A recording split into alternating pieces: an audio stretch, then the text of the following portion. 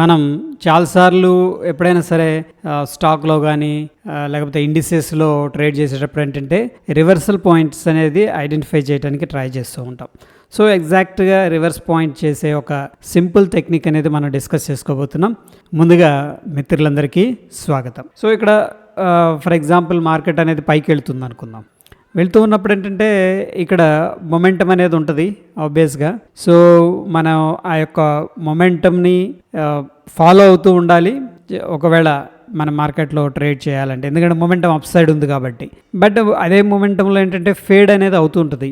ఎప్పుడైతే ఫేడ్ అవుతుంటుందో అది మనకి క్యాండిల్ స్టిక్స్ అనేది ఇన్ఫర్మేషన్ ఇవ్వడం జరుగుతుంది. సో క్యాండిల్ స్టిక్స్ని మించి మనకి ఏంటంటే మార్కెట్లో ఎవరు కూడా ఇన్ఫర్మేషన్ ఇవ్వరు. ఫస్ట్ ద ఫోర్ మోస్ట్ ఏంటంటే ఇంపార్టెంట్ ప్రైస్ యాక్షన్ అనమాట. ప్రైస్ యాక్షన్ ఎక్కడి నుంచి తెలుస్తుంది అంటే క్యాండిల్ స్టిక్ నుంచి. ఓకే, ఎప్పుడైతే ఈ యొక్క క్యాండిల్ స్టిక్స్ని మనం క్లియర్గా అబ్జర్వ్ చేస్తూ ఉంటామో ఎగ్జాక్ట్గా ఏం జరుగుతుంది అనేది, దెన్ ఏంటంటే మంచి ఇంట్రెస్టింగ్ ఉన్న ట్రేడు అండ్ లో రిస్క్ హై పొటెన్షియల్ ఉన్న ట్రేడ్ అనేది ఈజీగా మనం ఐడెంటిఫై చేసే అవకాశం ఉంటుంది అనమాట. సో ఈ విధంగా పైకి వెళ్తుంది. ఫర్ ఎగ్జాంపుల్ అనుకున్న అప్ ట్రెండ్లో ఉంది. అప్ ట్రెండ్లో ఉన్నప్పుడు ఓ పెద్ద క్యాండిల్ ఫార్మేషన్ అనేది జరిగింది. గుర్తుపెట్టుకోండి, ఇక్కడ చూడండి, ఇది వెరీ ఇంపార్టెంట్. ఇది వచ్చేసరికి మనం డిస్కస్ చేసుకుంటున్న మొమెంటం వచ్చేసరికి అప్ సైడ్ ఉంది, అంటే మార్కెట్ బుల్లిష్లో ఉంది. ఆబ్వియస్గా ఇక్కడ క్యాండిల్ ఫార్మేషన్ ఏం జరిగిందంటే గ్రీన్ క్యాండిల్ ఫార్మేషన్ జరిగింది. అప్ ట్రెండ్లో ఉంది, గ్రీన్ క్యాండిల్ ఫార్మేషన్ జరిగింది. ఫస్ట్ మనం అబ్జర్వ్ చేయాల్సింది ఏంటంటే ఈ యొక్క హై అనేది అబ్జర్వేషన్ అనేది చేయాలన్నమాట. అంటే మార్కెట్లో ఫర్ ఎగ్జాంపుల్ మార్కెట్ ఇంకా కంటిన్యూ అవ్వాలంటే ఏం చేస్తుందంటే ఈ యొక్క హైని ఆబ్వియస్గా ఏదైతే ఇక్కడ ఉందో హైని బ్రేక్అవుట్ చేసుకొని వెళ్తుంది అనమాట. ఏది మార్కెట్ మొమెంటంలో ఇంకా కంటిన్యూ అవుతుంది అంటే, ఇక్కడ మార్కెట్ ఎప్పుడైతే ఈ లెవెల్ని బ్రేక్ చెయ్యటం లేదు అంటే అట్లీస్ట్ ఏంటంటే ఇక్కడ టచ్ కూడా చెయ్యింది అనమాట. బ్రేక్ చేయటం అంటే ఒక్కొక్కసారి మార్కెట్ ఇలా వచ్చి ఇట్లా టచ్ చేసిద్ది, మళ్ళీ లోపలికి వెళ్ళిపోద్ది. అలా కూడా చెయ్యని సందర్భాలు అనేది ఉంటాయన్నమాట. బట్ రేర్గా ఉంటాయి. అవి ఆపర్చునిటీస్ కానీ మనం ఐడెంటిఫై చేసామంటే బెటర్ ట్రేడ్ అనేది దొరుకుతుంది.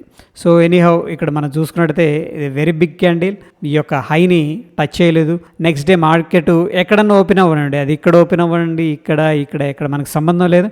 బట్ హై మాత్రం టచ్ చేయలేదన్నమాట, లోపలే క్లోజింగ్ అనేది తీసుకుంది. ఓకే, దాని తర్వాత కూడా మనకి లోపలే అనేది మార్కెట్ అనేది క్లోజ్ అయింది, దీన్ని టచ్ చేయలేదు. ఫస్ట్ పాయింట్ గుర్తుపెట్టుకోండి, ఇక్కడ ఫాల్స్ బ్రేక్అవుటా ఒరిజినల్ బ్రేక్అవుటా అనేది అసలు అక్కడ దాకా వెళ్ళాల్సిన అవసరం లేదు. ఎందుకంటే ముందు మనకి ఇక్కడ టచ్ చేయని విధంగా మనకు కన్నా అబ్జర్వేషన్ చేసామంటే నెక్స్ట్ మనం ఫోకస్ చేయాల్సింది ఏంటంటే డౌన్ సైడ్ అనమాట. ఈ యొక్క లో ఏదైతే ఉందో క్యాండిల్ది ఆ లో అనేది మనం మార్క్ చేసి పెట్టుకోవాలి. ఇక్కడేమో అప్ సైడ్ మార్క్ చేసుకున్నాం, ఇక్కడ లో అనేది మార్క్ చేసుకున్నాం.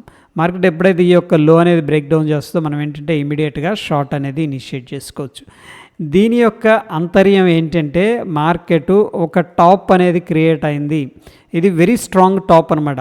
బట్ ఇనీషియల్గా ఇక్కడ దాకా ఎవరికి తీసుకెళ్ళగలిగారు అంటే ఆబ్వియస్గా మార్కెట్లో బుల్స్ అనేవాళ్ళు పైకి తీసుకెళ్లారు. బట్ ఇక్కడ తెలియకుండానే బుల్ ట్రాప్ అనేది జరిగిపోయింది. ఓకే, చాలామంది ఆ యొక్క మొమెంటంలో బై చేసిన వాళ్ళు స్ట్రక్ అయిపోయారు. ఎందుకంటే మార్కెట్ దాని తర్వాత కనీసం ఈ పాయింట్ని టచ్ చేయడానికి కూడా రావట్లేదు. అంటే ఆబ్వియస్గా దాన్ని మనం బుల్ ట్రాప్ అని చెప్పొచ్చు అనమాట. అదేవిధంగా ఫర్ ఎగ్జాంపుల్ మార్కెట్ అనేది డౌన్ ట్రెండ్ వెళ్తూ ఉందనుకుందాం. వెళ్తూ ఉన్నప్పుడు ఒక స్ట్రాంగ్ క్యాండిల్ ఫార్మేషన్ కనిపించింది, స్ట్రాంగ్ క్యాండిల్. ఇక్కడ ఇది ఆబ్వియస్గా వచ్చేసరికి మనకి రెడ్ క్యాండిల్ అనమాట. ఎందుకంటే మార్కెట్ డౌన్ ట్రెండ్లో ఉంది కాబట్టి రెడ్ క్యాండిల్ ఫార్మేషన్ జరిగింది. ఫర్ ఎగ్జాంపుల్ ఇది లో అనుకుందాం, లో some X amount, some X rupees 100 అనుకుందాం.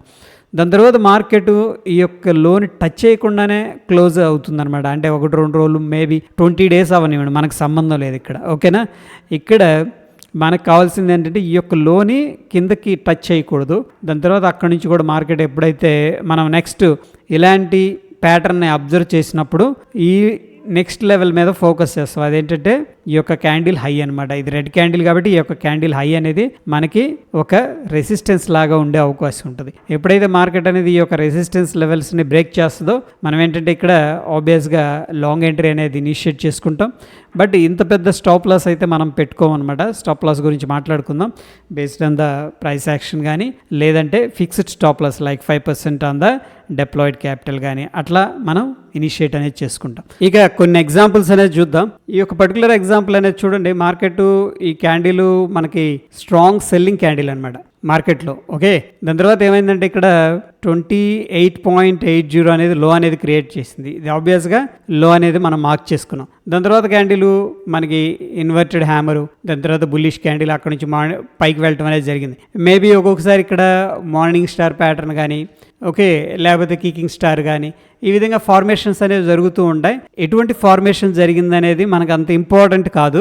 ఇంపార్టెంట్ మ్యాటర్ ఏంటంటే మార్కెట్ ఈ యొక్క లోని టచ్ చేసిందా లేదా అనేది మ్యాటర్స్ అనమాట. టచ్ చేయకుండా వెళ్ళి డైరెక్ట్గా ఏం చేసిందంటే చూడండి, ఇక్కడ ఈ యొక్క లెవెల్ని బ్రేక్అవుట్ చేసింది. ఆ లెవెల్ మనం వచ్చేసరికి చూసుకున్నట్టయితే 65.75 అనమాట. అంటే ₹65.75 లెవెల్ అనేది బ్రేక్అవుట్ చేసింది. సో ఇక్కడ టచ్ చేయకుండా ఇక్కడ టచ్ చేసింది కాబట్టి దీన్ని మనం వ్యాలిడ్గా కన్సిడర్ చేసుకొని ఇక్కడ ఏం చేస్తామంటే ఎప్పుడైతే బ్రేక్అవుట్ జరుగుతుందో 65.75 దగ్గర మనం ఏం చేస్తామంటే కొంత పొజిషన్స్ అనేది ఇక్కడ యాడ్ చేసుకుంటాం. ఒక్కొక్కసారి ఏం జరుగుతుందంటే 40, 50, 60% ఆఫ్ ప్రాబిలిటీ ఉంటుంది, మళ్ళీ మార్కెట్ అనేది రివిజిట్ జరిగే అవకాశం ఉంటుంది. అలా వచ్చినప్పుడు కూడా ఏంటంటే మీరు మిగతావి ఏదైతే క్వాంటిటీస్ ఉన్నాయో ఫస్ట్ ఇనిషియల్గా కొన్ని క్వాంటిటీ అనేది యాడ్ చేస్తారు. మళ్ళీ ఒకవేళ పుల్ బ్యాక్ జరిగితే అప్పుడు కూడా మిగతావి యాడ్ చేసుకోవడానికి ప్రయత్నించండి అనమాట. సో ఇక్కడ నుంచి కూడా మనం చూసుకున్నట్టయితే 66 నుంచి కూడా దగ్గర దగ్గర 380 దాకా పైకి వెళ్ళింది అనమాట. It's a very good move, strong move. Okay, same ఇక్కడ మనం అబ్జర్వ్ చేసుకున్నట్టయితే అప్ సైడ్ కూడా చూడండి, ఈ యొక్క క్యాండిల్ హై అనేది మనకి ఇక్కడ క్లియర్గా కనిపిస్తుంది. హై తర్వాత ఈ యొక్క క్యాండిల్ టచ్ చేయకుండా ఏం చేసినాయి అంటే లోన్ టచ్ చేసినాయి చూడండి ఇక్కడ. ఓకేనా, ఇక్కడ లోన్ టచ్ చేసినాయి. Okay, right.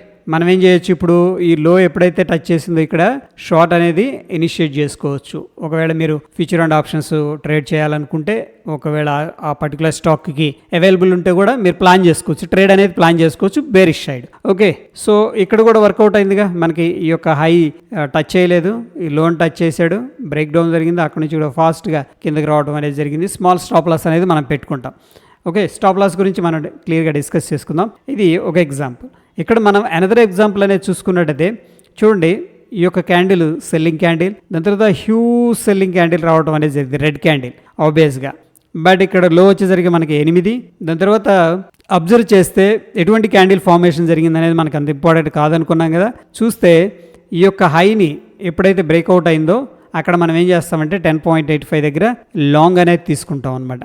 ఓకే, తీసుకొని మేబీ ₹2 సంథింగ్ 2.85 ఉంది కదా, స్టాప్ లాస్ అనేది పెట్టుకున్నాం అనుకోండి. ఫర్ ఎగ్జాంపుల్ ఇక్కడ ₹11 దగ్గర ఎంట్రీ తీసుకుంటే మనకి అది ఎక్కడ దాకా వెళ్ళింది, దగ్గర దగ్గర 30-31 దాకా వెళ్ళటం అనేది జరిగింది.